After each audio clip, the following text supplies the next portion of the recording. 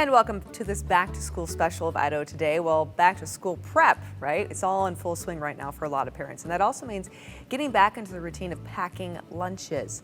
And while we're doing this, food safety may not always be at top of mind when we're really rushed to put a meal together quickly. So that's why we're going to give you some food safety tips from the U.S. Department of Agriculture. They have some great guidelines to help keep those lunches safe, whether they're cold or they're hot or they're in a paper bag.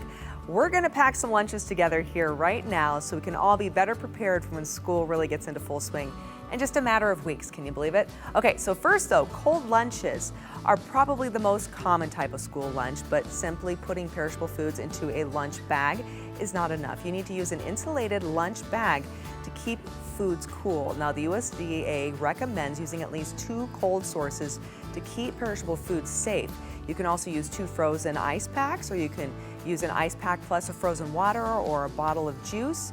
You can show also, by the way, the reason you want to do this is because you want to keep foods cold. So 40 degrees or below is where we want it. If it's warmer than 40 degrees, anywhere from 40 to 140, that's what they call the danger zone, and that allows the temperature to rise. And that is a perfect setting for bacteria to multiply. And so if you're going to be packing like a turkey sandwich in, let's say, a paper bag, that's a no-no because that's going to get warm likely by the time your child is going to eat it. And there's that chance they can have some food poisoning. This here is my lunch pack. No joke, I stole this from my kids from years ago from elementary school. But here I'm going to show you why I love it. There's a couple of reasons. First, the inside, it's got a rubber lining. Anything spills, you can seriously put this bad boy into the wash. It cleans up beautifully. And it has a pouch here where you can put an ice pack. So mention those 2 cold sources. Here's one. And then I would lay a second one over the item that needs to be kept cold, right? So like for this instance, it would be your string cheese, and it would also be your sandwich. You would just lay that on top, and you could pack everything else around it. Now, as mentioned, you could also freeze your water or your juice. Use those as another cold source. And if you have any of those yogurts, perhaps those yogurt pops, you can freeze one of those, put that in there, and by the time your child comes to eat it during lunch, that's perfectly fine for them to just kind of pull out. It starts to melt, and that, as mentioned, that also substitutes as an additional cold source. Now, but what about hot food items? I love this tip. So if your child prefers to have soup, chili, or pasta, USDA says the goal is to keep the food at around 140 degrees or above. Now, here's how you're going to do that when you have an insulated thermos like this. You're actually going to fill it with hot boiling water first to allow the thermos to warm. That way, when you put in the piping hot food, it's going to retain the heat up until about lunchtime when your kid is ready to prepare it. And that's going to keep your food around 140 degrees or hotter. And once the child opens it to eat it, it's going to be ready, and they're going to have full bellies and not only be satiated, but also they're going to be healthy and safe. Now, I know our kids, they go on field trips, right?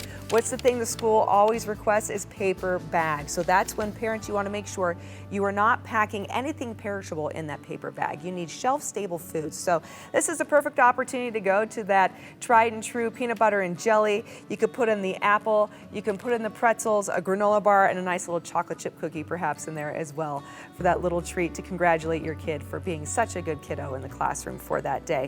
The other thing with paper bags, throw them away when you're done. USDA says don't keep them for additional uses. There's a chance bacteria can cross over into your other future meals, and you just don't want to deal with that. I am going to stress as a parent though, while these types of lunch pails that are insulated tend to be a little pricier, I know that we're all concerned about saving money around this time of year. This is worth the investment because mom and dad, if you can keep your kid from coming home from school with a tummy ache because they ate something bad and you have to call in sick to work to be home with your kid, this lunch pail is going to pay for itself over and over again when you're able to keep your kid in school more, you're able to keep your kid in school for more days than them coming home complaining of a bellyache, right? So I strongly recommend that you invest in a great lunch pail like this.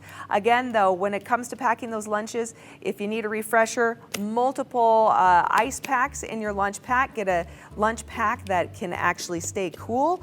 You only want to put non-perishable foods in brown paper bags, and make sure you preheat your thermoses before you put the hot food in there for your kids. And if you want more information on how to kick off the school year safely to help prepare those foods, make sure that you go to the USDA agricultural website.